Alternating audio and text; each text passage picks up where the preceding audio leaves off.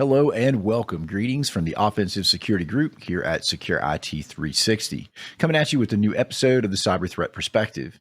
It is Friday. It is time for our weekend review.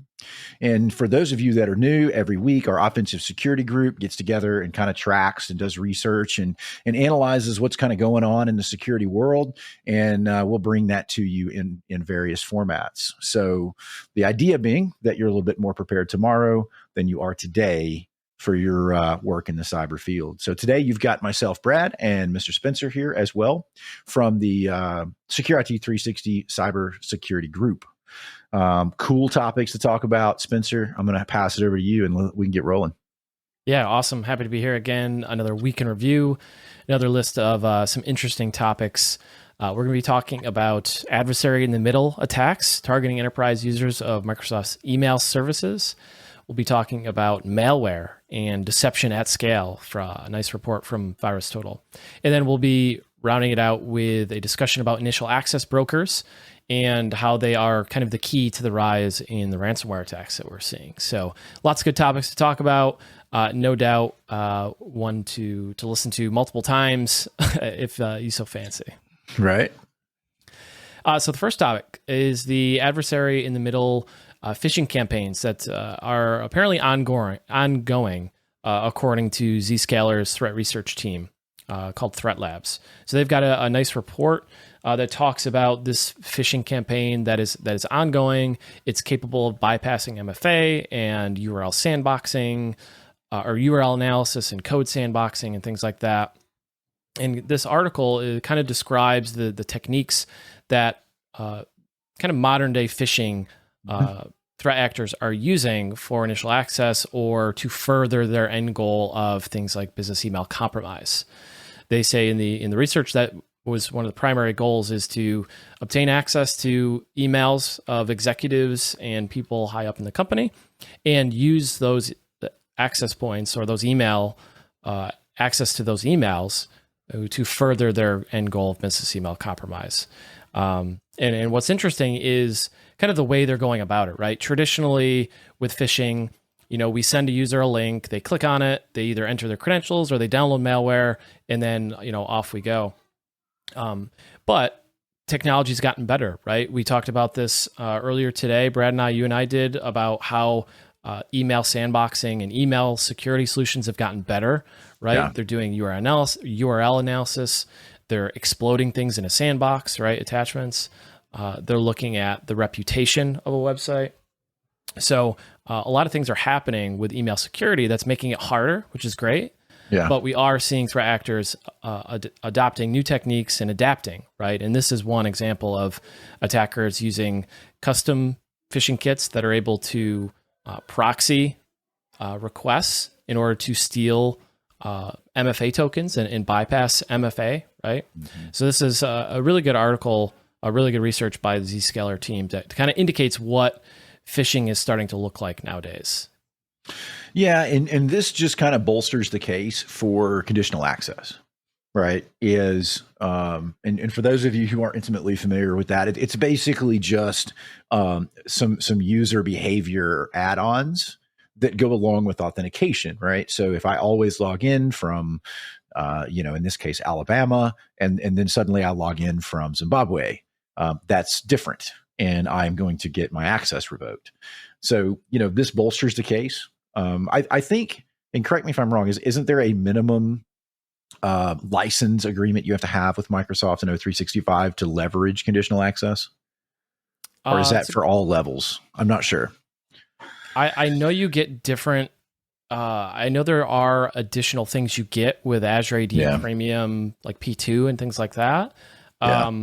I'm not sure of what level it is actually. I'm pretty sure you P1, don't. P2. Yeah, I'm pretty sure you don't get conditional access with the lower licenses. But the point that I'm getting at though is that these attackers kind of are taking it to the next level because they're defeating what we would traditionally have called blocking and tackling, which is turn on MFA, have complex passwords, et cetera, et cetera. Although you could make the case that proper email filtering is blocking and tackling. But in the point being, though, that this is a pretty intuitive way, or not intuitive, it's a pretty inventive way to bypass MFA. It's pretty cool.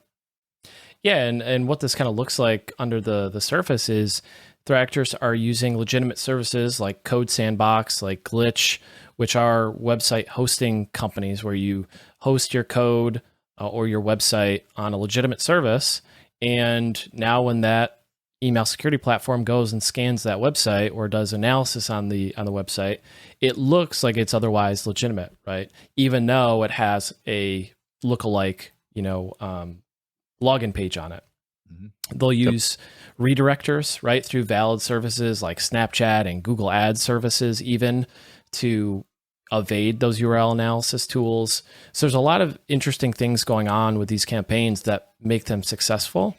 And kind of the TLDR of this to me comes down to testing your email security platform to see if these kinds of things get past it, and then educating your users right on the red flags. When you go to a website and it looks like a login page, is it on, Microsoft.glitch.com, or is it, actual Microsoft login page? Kind of teaching users to recognize what a legitimate login page looks like and what one lookalike is. And that can be difficult, right? It's hard because some of these websites, these mimics, these lookalike websites are really, really good. Yeah, and what you're talking about there, for those of you that haven't read this article, I encourage you to do so because it illustrates some interesting things. Coming from the financial security world, we were really strict about what external services we allowed business units to leverage. And one of the things that the bad guys are leveraging to kind of exfil credentials without triggering filtering is open redirects, right? And you have tons of vendors out there like Google, like in this case, doubleclick.net and Snapchat that have open redirects, and they don't care because in their mind, it presents no risk to them. The problem is it presents risk to you. And that's one of the reasons that we were so adamant about either requiring through vendor management application penetration tests for any new software we procured, or performing our own penetration test on any new software that we procured. And we would find stuff like this. And you can make a really good case in this perfect example in the real world of leveraging a third party to exfil credentials. And so anyway, long story short about it is there's a reason that us in highly regulated and highly secured industries, we care about things like open redirect that other companies don't. Yep. Yeah, definitely. And the article, like you said, it has some really interesting techniques and things to pay attention to. We will see these things increase. Attackers will find more creative ways to bypass URL filtering and sandboxing and all of those things to further their goals. So something to look at. Definitely a really good article by the Zscaler threat research team. Yeah, good stuff for sure. Cool. There are a lot of really, sorry, one last thing on that. There are, when you read this article, and I really hope that you folks do, you should be asking yourself at every step of this chain, what are my controls? Right? And you should have good answers for all of them. It's really a good gut check, in my opinion. Yeah. Sure. Sorry, continue on. No problem at all. Yeah, it's really good. And we talked about this in another podcast today, but there's a lot of things you can do that are free, that are just time and your time and resources and a little bit of research to test these things. Go out, see, you can use these open redirects to test against your own email system, right?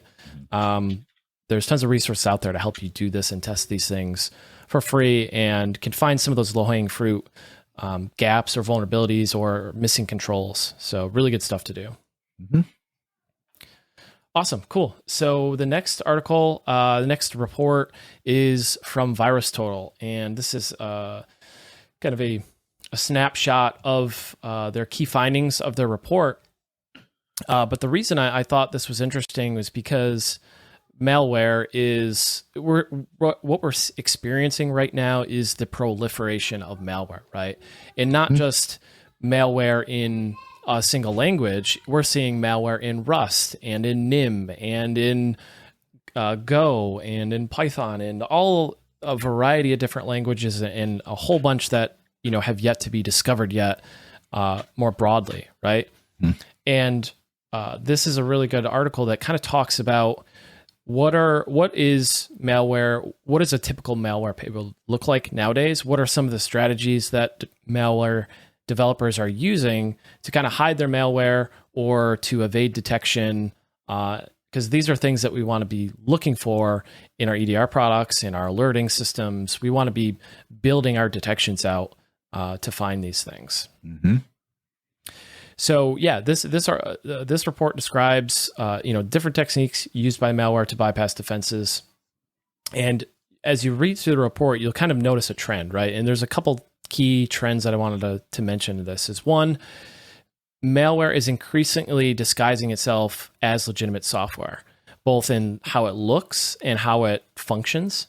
So top 3 applications that are being kind of mimicked or masqueraded as are Skype, Adobe Acrobat, and VLC.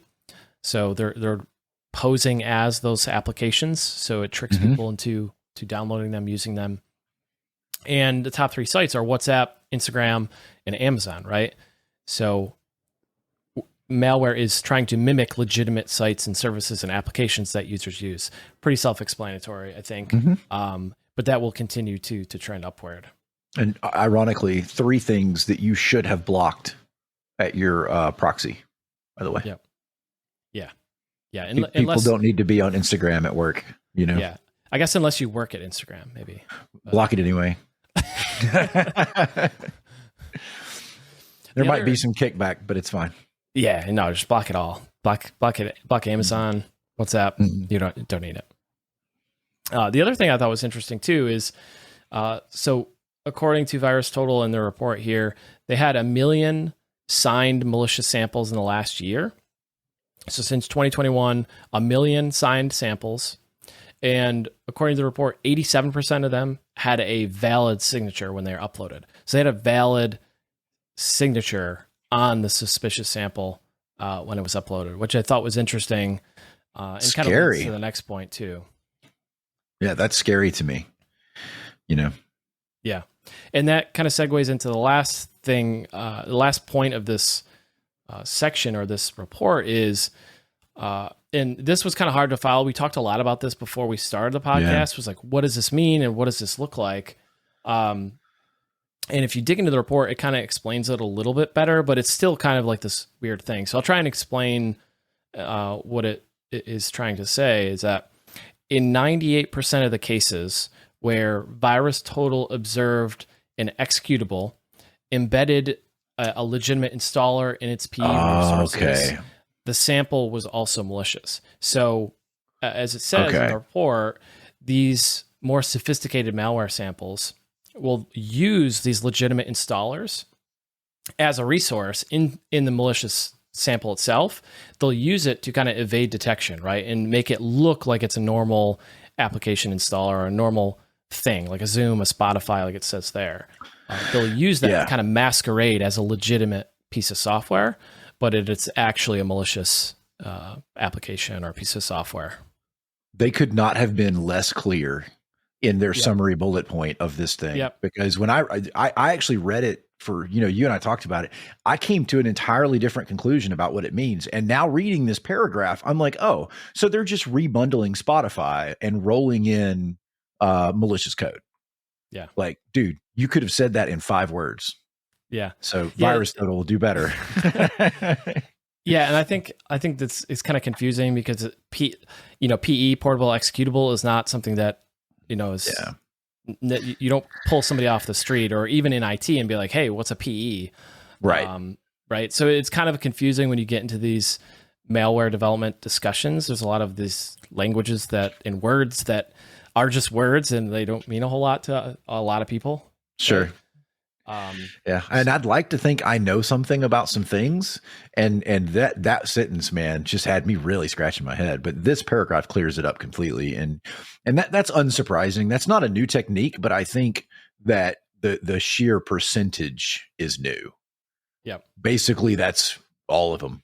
Yep. 98%. So yeah, quite a staggering amount, and it just points to the fact that gone are the days. Well, they're still around, right? But gone are the days of just dropping a piece of malware, and that's just all it does is it's malware, right? It's just a bad thing, right? We're seeing groups like Knotweed, like we talked about previously, use DLL sideloading, proxy loading, where they load their malicious DLL as a part of another legitimate DLL, right? Lockbit is using this technique the same way. So we're seeing kind of hijacking legitimate applications and using that as kind of a launching point for our malicious stuff. Yeah, and this is a direct result of EDR, right? This is a direct result of strong endpoint protection because when you run something random that is first of all that it kind of executes outside the normal process of things, it's really easy to figure out. And so, but if you ride in, whether it's side loading or whether it comes as an installer that looks legit, it's a little bit harder to figure out programmatically that this is in fact malicious. And at the very least, you'll give a SOC analyst pause.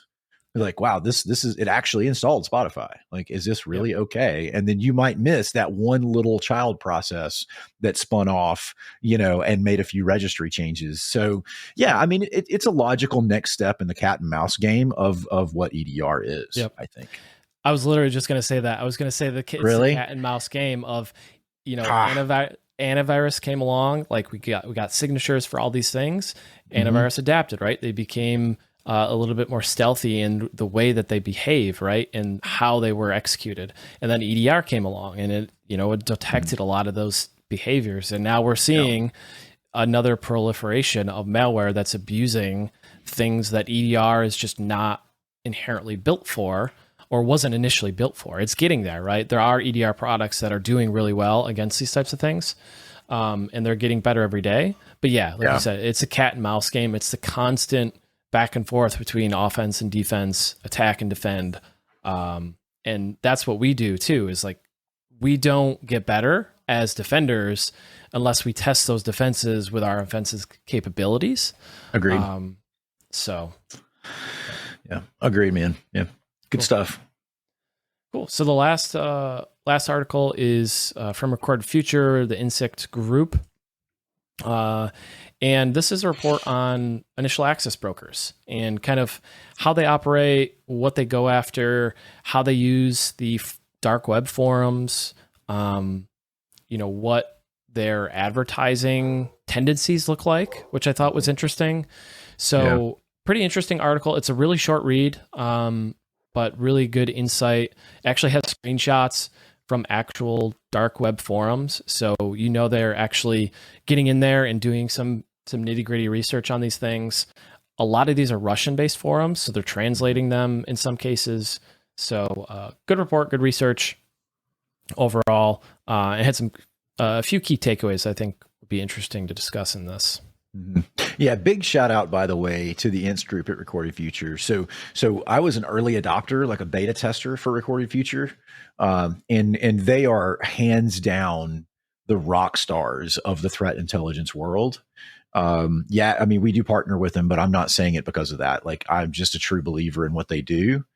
And they, at some point, some years ago, acquired, I call them Inst group because, I can't pronounce whatever it actually is, but they are amazing. Like, they have, their fingers in every dark web forum, and they're just absolutely the pulse of what's really going on in the cyber criminal world. So yeah, check them out if you get a chance. They're literally the most underrated rock stars in threat intel, for sure. Yep.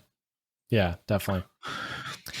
So a couple things that I thought were interesting were, we're not necessarily surprised to anyone kind of following along and paying attention to these kinds of things, but the most common method by which threat actors obtain access is through the use of compromised credentials. And they do that through, we just talked about that 2 hours ago. Just talked about it. But compromised credentials, right? And they do that through malware that is a keylogger. It steals information. They call them info stealers.